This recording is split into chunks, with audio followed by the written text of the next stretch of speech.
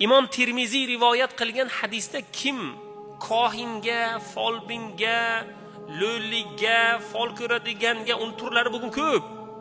Qur'onni olib fol ko'radi, ignani suvga qo'yib fol ko'radi, qarta bilan ko'radi, nimadirlar qiladi. Ularning o'zlarining yo'llari ko'p eshitganmiz. Kim folbinni oldiga borib uning gapiga ishonmasa, ishonishmas. Bordida men boraman folbinga o'zi. Men uni gaplariga ishonmayman.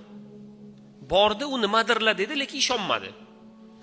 Folbinni oldiga borganligi uchun ba'zi rivoyatda 40 kun, ba'zi rivoyatda 40 yil ibodatini Alloh taolo nomai a'molidan o'chirib tashlaydi, qabul qilmaydi. Borib ishonmadi. O'zi borayotganda ham aytdi, men ishonmayman, lekin bitta borib ko'ray dedi.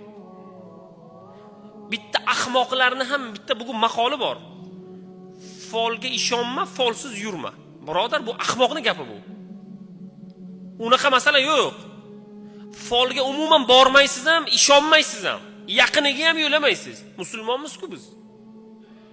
Aytyapmiz-ku, mabodo borib gapiga ishonmasa 40 kunlik yoki 40 yillik ibodati yo'q. Habata bo'ldi, ketdi. Biz zo'rg'a namoz o'qib yuribmiz-ku o'zi. Bitta folbinga borib 40 yillik yoki 40 kunlik namozlar ketsa, ibodatlar ketsa, qanday gap bu? Mabodo borib Alloh taoloni o'zi panoh ko'rsatsin.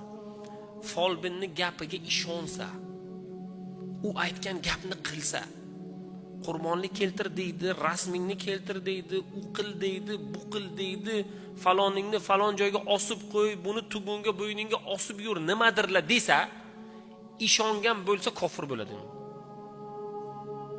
Dindan chiqadi. Ya'ni payg'ambar sollallohu alayhi va sallamga nozil qilingan shariatdan chiqadi.